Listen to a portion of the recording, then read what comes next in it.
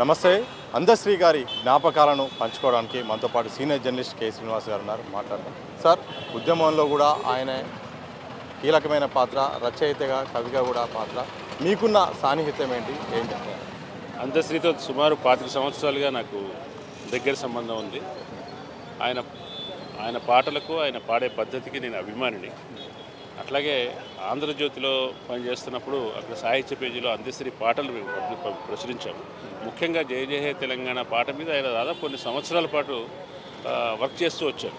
చేస్తూ దాన్ని అందరినీ ఒపీనియన్స్ తీసుకోవటం, సవరణలు చేయటం, అప్డేట్ చేయటం చాలా ఎంతో ఎక్సర్సైజ్ తర్వాత చివరికి దాన్ని పబ్లిష్ చేశాం దాంట్లో.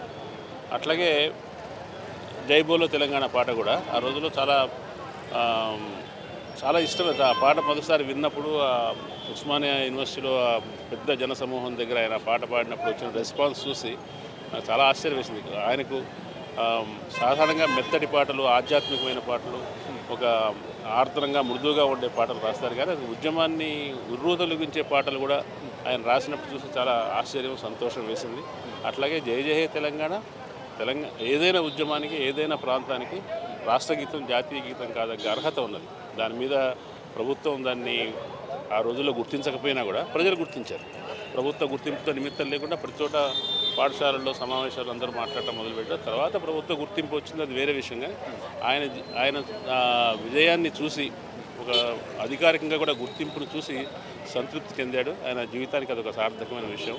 తెలంగాణ ఉద్యమంలో భాగం కావటం, ఆ ఉద్యమానికి కీలకమైన ఒక సాహిత్య రచనను అందించడం అనేది అతని జీవితాన్ని సార్థకం చేసింది అనుకుంటున్నాను. అంతకు మించి కూడా అతని కృషి చాలా గొప్పది. సార్, చదువు లేకున్నా కానీ ఒక రచయిత అనే అంశం ఎక్కువగా ఈయన ద్వారా ఎక్కువ వినిపిస్తూ ఉంటుంది. తర్వాత అక్షరాలు నేర్చుకోవడం, ఆ తర్వాత కవిత పైన. సో చదువు అవసరం లేదనే దానిపైన ఏంటి? చదువు లేదు అని మనం అంటున్నాం, కానీ ఆయన చదువుకొని వాడేమి కాదు. ఆయన జ్ఞాని, పండితుడు, సొంతంగా చదువుకున్నాడు. కాకపోతే ఫార్మల్ ఎడ్యుకేషన్ లేదు, డిగ్రీలు లేవు ఆయనకి. అంతే తప్ప ఆయన ఆధ్యాత్మిక బైరాగుల దగ్గర, సాధువుల దగ్గర, గురువుల దగ్గర నేర్చుకున్నాడు. తర్వాత ఆసక్తి కొద్దీ చాలా చదువుకున్నాడు, చాలా కృషి చేశాడు. ప్రపంచమంతా తిరిగాడు. నదీ మూలాలను ఎట్లా ఉంటాయి, నదుల ప్రవాహం ఎట్లా పుట్టాయని తెలుసుకోవడం కోసం ప్రపంచంలో అనేక చోట్ల నదుల దగ్గరికి వెళ్ళాడు. ఆయన ప్రపంచం నుంచి నేర్చుకున్నాడు. ఆయన మనలాగా స్కూళ్ళకి వెళ్ళి, కాలేజీకి వెళ్ళి నేర్చుకోకపోవచ్చు, కానీ ఆయన చదువుకున్నవాడే కాబట్టే యూనివర్సిటీ ఆయన గౌరవ డాక్టరేట్ ఇచ్చింది. కాబట్టి డిగ్రీలు లేని పాండిత్యం ఆయన, అంతే తప్ప. అందుకు కష్టజీవి. చిన్నప్పుడు ఆయనకున్న నేపథ్యం వల్ల ఆయన చాలా శ్రమజీవిగా ఉండి చాలా పనులు చేస్తూ వచ్చాడు.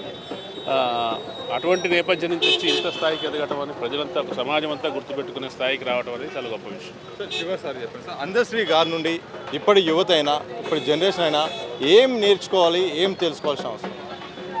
ముఖ్యంగా కవులు, రచయితలు తెలుసుకోవాల్సిన విషయం ఏంటంటే ఎటువంటి విషయాలు రాయాలి, ప్రజలతో ఎట్లా కనెక్ట్ కావాలి. ఆయన పాటగాడు, గొప్ప పాటగాడు. ఆయన నేర్చుకున్నదంతా కూడా ప్రజల నుంచి నేర్చుకున్నాడు. ప్రజల సంస్కృతిని అభిమానించాడు. ఉద్యమం జరుగుతున్నప్పుడు దానికి సానుభూతిగా ఉన్నాడు. అట్లాగే రాజకీయాల్లో కానీ, బయట కానీ అవినీతి అవి ఉన్నప్పుడు దాని పట్ల ఆవేదన చెందాడు. మనిషి మొత్తంగా పతనం కాకూడదని కోరుకున్నాడు. అటువంటి సామాజిక స్పృహ, అటువంటి స్పందన అనేది రచయితలకు ఉండాలి. సమాజం కూడా నేర్చుకోవాల్సిన విషయం ఏంటంటే ఆయనలాగా కష్టపడి, అంటే ఏమి నేపథ్యం, గట్టి నేపథ్యం, అండా దండా లేకుండా కూడా ఒక మనిషి ఎట్లా పైకి రాగలడు, ఎట్లా న్యాయంగా అందరికీ ఎవరిని ఇబ్బంది పెట్టకుండా ప్రజలకు సేవ చేస్తూ పైకి ఎట్లా రాగలడు, పేరు తెచ్చుకోగలడు అనేది ఆయన దగ్గర నేర్చుకోవాల్సిన విషయం. ఇది ఇప్పటి జనరేషన్ అయినా కానీ ప్రతి ఒక్కరు కూడా అందశ్రీ గారి నుండి నేర్చుకోవాల్సింది ఏంటంటే సామాన్య జీవితం, అలాగే కష్టపడే తత్వాన్ని కూడా నేర్చుకోవాల్సిన అవసరం ఉంది. అలాగే చదువు అందరిలాగా డిగ్రీ పట్టాలు చేయకపోవచ్చు, కానీ ఆయన సమాజాన్ని చదివాడు. ప్రపంచంలో అన్ని ప్రాంతాలు కూడా తిరిగి ఆ వాస్తవికతను దృష్టిలో పెట్టుకొని కూడా తన రచయిత, కవిని కూడా బయటికి తీశారు. ఏదైనప్పుడు కూడా తెలంగాణ సమాజంలో, తెలంగాణ ఉద్యమంలో ఆయన కృషి అనేది మరవలేనిది. తప్పకుండా ఆయన గుర్తులు అనేది ఎవరు కూడా చెరిపివేయలేదని కూడా సీనియర్ జర్నలిస్టు కె శ్రీనివాస్ గారు వారి యొక్క అభిమతాన్ని చెప్పిన సందర్భం అయితే కనిపిస్తుంది. కెమెరా పర్సన్ వంశీతో సతీష్, దిశ టీవీ, హైదరాబాద్.